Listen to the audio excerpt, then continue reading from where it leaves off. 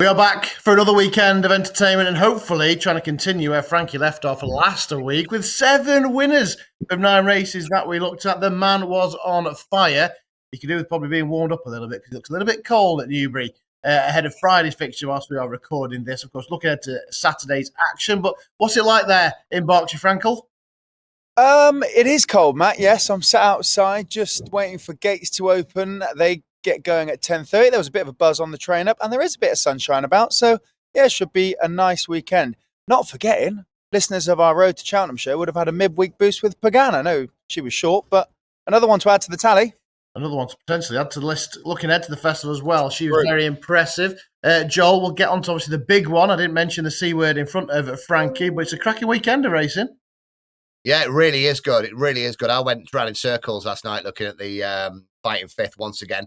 Nicky's not going, is he? Nicky's at Newbury again, which, you know, I mean, there's the two ways of looking at it. If Constitution Hill runs like a drain, he's going to be at Newcastle, you know, and he's at Newcastle, he's going to get collared. However, if he's watching it on the monitor, Matt Chapman's at Newbury, so he's got to collar him from there straight away. No, it was the fences, and it was the hurdles. It was the excuses are all there. I was tied up in knots, but it's going to be a great weekend of racing. It is. Let's just dug into it then. We'll leave the fighting fifth for a moment. We'll concentrate on Newbury because I tell you what, the old Hennessy is an absolute belter. We'll get to that shortly. We start at 140 though. We'll start with Frankie as he is there at the scene. 2.5 mile handicap hurdle, real decent field, 15 set to go to post. We've got recent winners Friendship and Ludo towards the end of the betting. Ludo hammered by the handicap, but rightly so after he dotted up at Bangor last time. Yeah, big hike, £8 was it, I think, and Friendship's also one that's been penalised at the top. If I'm honest, of all the racing this weekend, this was the biggest head scratcher of them all, and I couldn't really fancy a whole lot that strongly. I'll give 2 shouts, both at decent prices, as the beer trolley comes past me here. Make sure you stop. for the catering. got the girls getting the food and drinking here. I like Dominic's Fault. Ollie Murphy, Sean Bowen, that'll be a theme of the weekend, I reckon. I honestly don't think you'd go too far wrong backing Sean Bowen blind across these 2 days, particularly when he's riding for Ollie Murphy. And then Emma Laval's got 2 in the race, but I fancy the one at a bigger price, Royal Rambler, who might just have needed his comeback run at Cheltenham when 5th, beaten a fairly long way. But prior to that, last season, or earlier this year, it looked like he could be on a bit of an upward curve, and he only carries 10.13, still relatively low in the weights compared to some of those at the top of the market. So 2 horses that are, haven't necessarily been winning like those at the top of the market, but don't have to carry as much weight as a result. So what, Joel, I never knew Frankie looked past the first 3 in the market. Well, I think this is where we're flip-flopping here. Hang on a minute.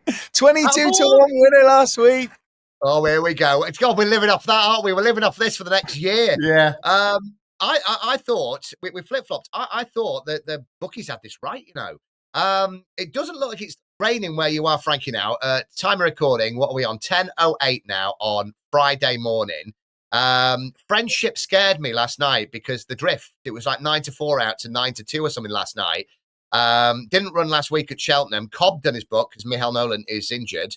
I was looking at that when he beat Navajo Indy and Bones on Fire at Cheltenham end of October.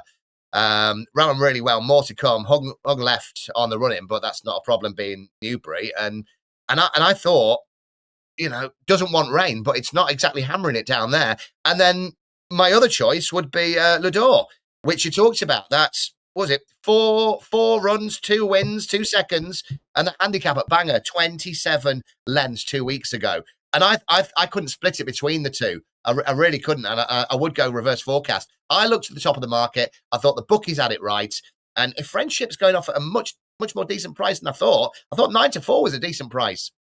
I'm just making sure that you're in the right places and you haven't like morphed into each other or something. This is incredible. Right, you'll be tipping up Constitution Hill next, Joel. Right, let's move on to the 215 then. It's the Jerry Fielden. Lots of nice types in here. Obviously, plenty with they've got the futures ahead of them. Hopefully, we do get at least the dead 8 because it's got a little nice each way makeup to it. What are you starting with here, Joel? In the Indemnity, I really like this horse. Gavin Sheehan. Oh, gorgeous Gavin. And Emma Lavelle. Used to be with Roger Varian on the flat course. 3 lengths second to Alexi at Ascot. Only up £1 for that. Gavin takes over from Ben Jones. He's ridden the horse before, along with Cobden. And if you look at Alexi, was off 127 and now is 147 or something like that.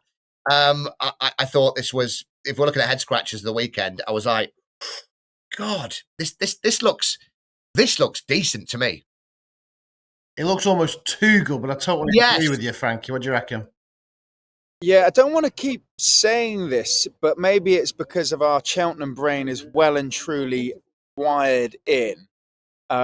Because at first glance at live Conti, that former Aintree is in the mix with all, 140 hurdlers, really. Mercier, put your hands together, give it to me. OJ's gone on to now be up in the sort of 146s. But I can't help but look at that and think County Hurdle or one of those handicaps at Cheltenham. And okay, we got it wrong the other week when they unearthed what looks like a graded novice hurdler, but I don't know. I get the feeling that Live Conti could actually make up part of a handicapping team for the rest of the year. So I said back Sean Bowen blind. I'm going to back him again here with the Indiva Bleu. Back at the top of the market, Matt, don't worry. It's not all gone weird this weekend. I just think he's an interesting runner. He's 7, hasn't really raced a lot. I like to follow horses that ran to a good level in their bumpers at the start of their career. And then hopefully over time they get it right over hurdles. And it looked like he did that last time at Fosslas. He's also won on heavy ground. He's placed on third ground at Haydock when he hit the third last. So he's very unexposed. And you'd like to think there's a lot more in him than his current 126 rating. Okie dokie, right, let's talk at the big one then. I love this race. I've always been a big fan of it. Now, the Coral Gold Cup, formerly, of course, still the Hennessy. To me, full fill of 24 for the first time in a while. It's not been the greatest renewal in years gone by, has to be said, but this, I think, is right up to standard. There could be 4 or 5 in here that I like. I'll give you a couple of stabs each, though, starting with you, Frankie. Yes, class race, isn't it? Proper race. Lucinda Russell's been seriously talking up Myertown. I think she said he's one of the best they've had. Resplendent Grey. Ollie Murphy was fairly bullish about his chances on the Gallops morning here last week. You've got Highland in there, brilliant jumper. Victorino, we'll talk about Venetia Williams, I'm sure. So there's all sorts of shouts you could make, and it should be a really, really good race. You'll allow me 2. One of them will be at the top, Resplendent Grey. He got the bet of Highland over 2.5, which I think is super form. Highland didn't perform or on the bare face of it. Maybe didn't perform in the Betfred Chase, but at the same time, I think he's more of a speedy horse and probably just got tired late on. I actually think he went well for long enough for that form to be decent. And as I said, Ollie Murphy was pretty bullish, and Sean Bowen could be a treble if I'm right by the time we get here. But my main fancy and a bigger price is Gorgeous Tom, who was on the radar early doors last year. You're smiling because you thought I might go there. And sometimes you talk about horses getting stuck between a rock and a hard place with the handicapper where they're not quite good enough for graded and they're too high in the weights for a handicap. But I reckon he has somehow found himself in sort of the opposite. He's a tad too slow for grade 1 races, but where this will be ran at a slower pace and over a slightly longer trip, I think you can still get away with 150. So I think he's actually bang on for a race like this. And I'm hoping he'll run a massive race for Henry de Bromhead. Yeah, I'm well with you. Definitely with you. There's a couple of Victorino, obviously. I know Joel will probably speak about that because, V, she just hit form, couple of runners up last weekend, winner in the week. Victorino, I think will go well. But yeah, Gorgeous Tom, that 4th in last year's Drimmore, obviously exactly a year ago this weekend when he was absolutely rattling home, only beating a length in that grade 1. Obviously a fair form. Second to Firefox as well last time. Yes, he's had a run and he's well back that day as well. So that was a trip probably short of his best. Yeah, I'm definitely Gorgeous Tom. He's certainly one that's in my mix. Victorino would be another one as well. Is it Venetia time, Joel? Well, I'm just having my little. Is it 7 runners this weekend? 6 or 7 runners. Yeah. You've got to have your Tempe Goliath or whatever it is this weekend, just in case, because the handbrake is coming off at some point. The rainers are coming, and it's Venetia time. Do you know what? It's a nap hand here. I had it between 2. I had it Gorgeous Tom for all the reasons you said. I think I brought Gorgeous Tom to the table, and the rattling home performance, was the one that just screamed. But another one here, and I'm probably getting around 16s this morning. Willie Mullins, but not the first string. Blizzard of Oz in the double green for JJ Slevin. Ran at Punchestown in May and was only beaten ahead and rallied well, finished strongly. That was over 2-4. And then we moved to Wexford on end of October over 2-7. It won by just under a length.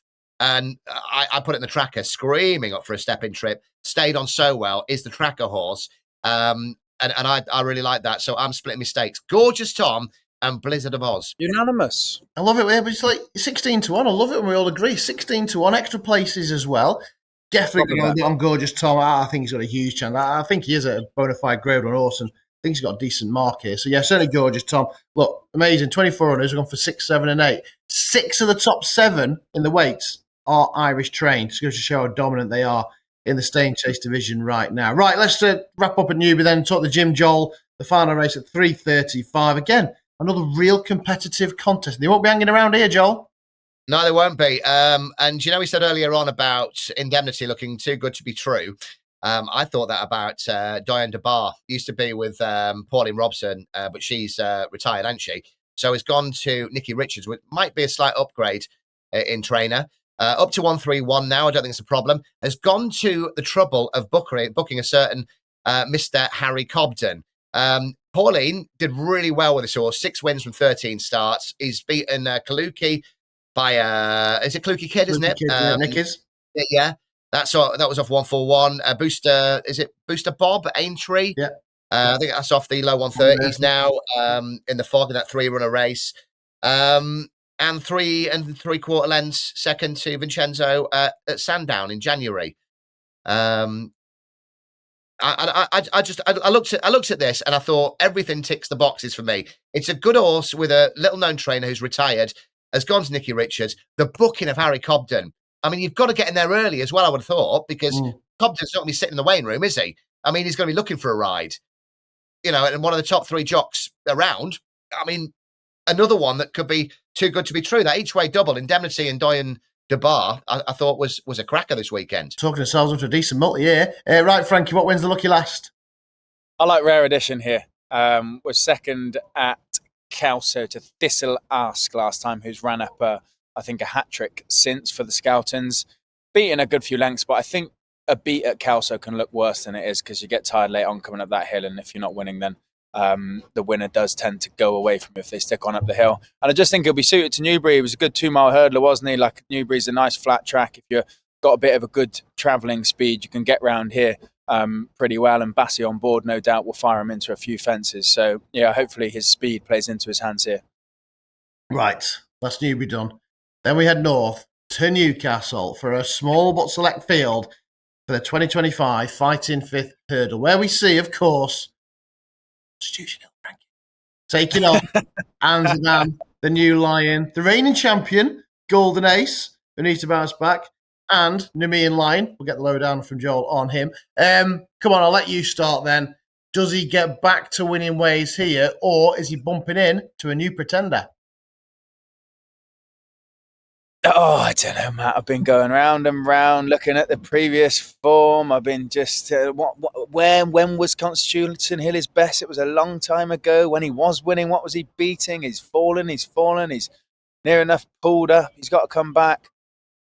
And then you go through the new lions. Okay, he won at Cheltenham. He's beaten a couple of nice horses in behind him that have gone chasing. It's hard to judge a hurdle form. I don't know. I think I probably have to back him, don't I? He's my boy, Matt.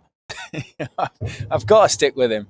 God, just dreaming of Constitution Hill coming back and shaking things up for the champion. Put it this way: the logical brain says back New Lion. The dreamer says back Constitution Hill. Yeah, we're back to something normal then, Joel. Frankie is on the Constitution Hill train.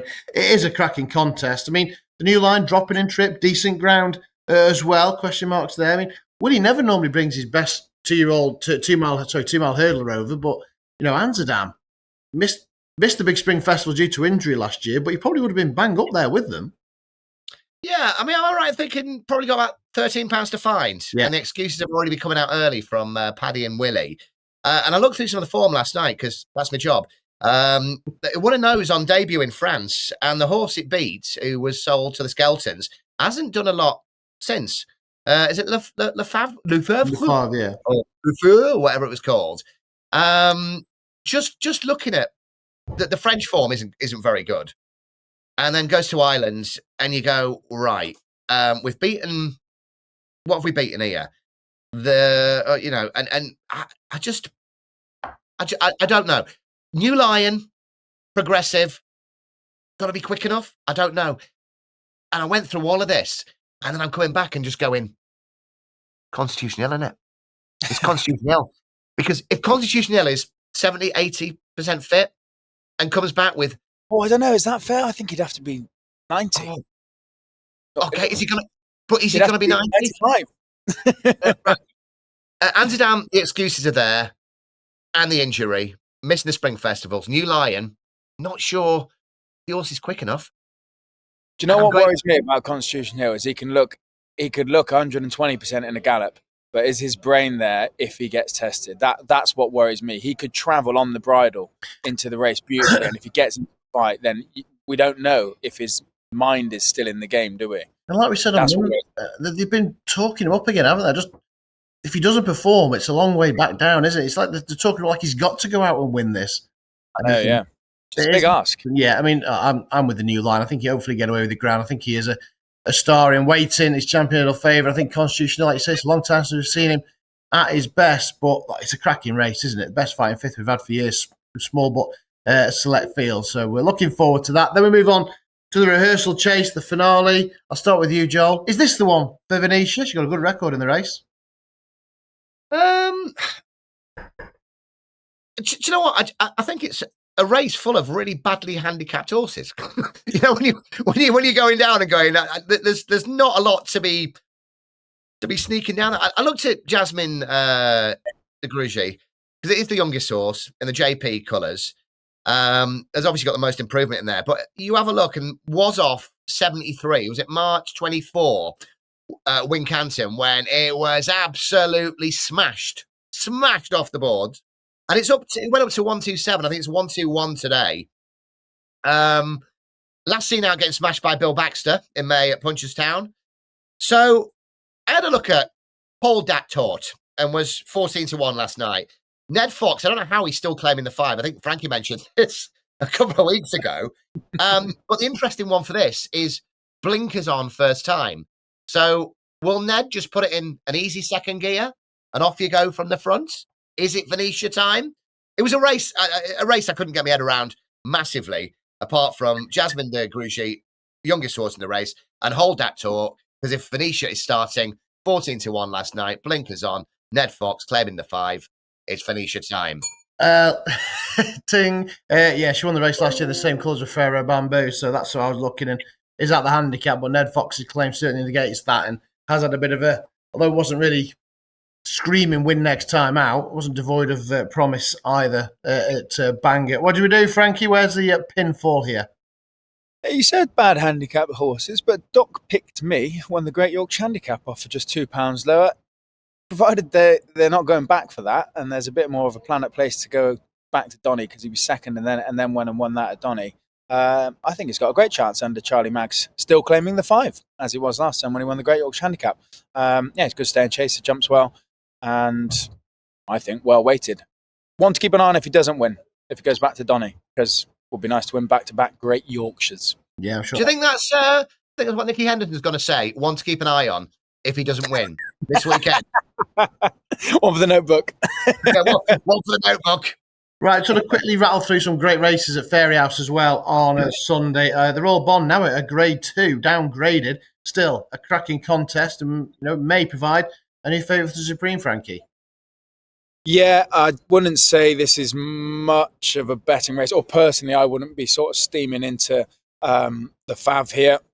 I'd rather have an each-way play, something a little bit safer. I thought Henry's wouldn't be the worst shout. Ran to a high level in the bumper, and then has won his first start over hurdles. So only the 2 starts, but has won both of them pretty convincingly. And you're getting an each-way price, which I'd take with an unbeaten youngster against, trying to play at the top of the market. You can easily get stung because who knows? All of these are improving, and they all deserve, or a lot of them deserve, to be in here.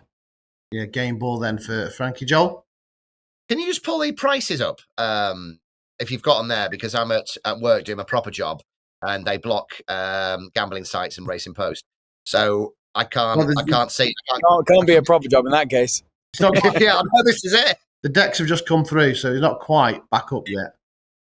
Sure, near enough even money probably you'd be getting for Willie Mullins' Love Me Tender. Probably go off even money, you'd imagine. Yeah, it was a sit out race. It was one of those ones where I didn't do a lot of research on this race last night because I just, again, they've got bigger targets, they're improving. It was one to watch and savour, I think. All right, then. What about the Drinmore, then? Start with you again, Frankie. Yeah, Gordon Dublé, not from the last race, but the next race we're going to talk about. Romeo Coolio and Tiapu to both win this weekend for me. Romeo Coolio is a horse I loved last year. Didn't quite work out from over hurdles, but I think the fences are going to be the making of him when he won his first start over bigger obstacles, and then we'll kick on as well. But I think the Gordon double is in flying form as well. Romeo Coolio, did you have a look at the Drinmore, Joe? Fancy for that? I did. Yeah, I did. Yeah, obviously Romeo Coolio is your obvious one, but a horse had been falling off a cliff for a long, long while. The old Alanis Morissette songs. Remember that from years ago? We were talking about You Ought to Know. It's coming. 14-1. Look, we'll be fit. Has been pulled up.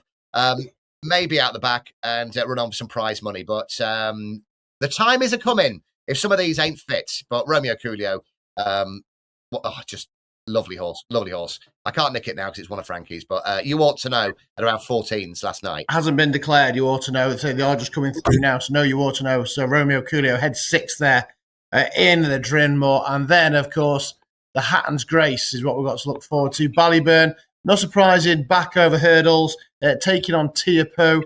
Is it a match, boys? I think so, yeah. It's Gaelic Warrior, isn't it? Fact file from last weekend. A total change of plan if you've been watching some interviews for Tiapu this year. It looks like it might go to Long Walk Hurdle or Christmas Hurdle, as opposed to running this. Running in this and then being wrapped up. I think we're going to disagree on this. I will go for Ballyburn over fences. LOL, back over hurdles. I thought Ballyburn wins this. With Tiapu having other targets this year, doesn't need to win. How is Tiapu still only 8, coming up 9? It seems like it's been around longer than us.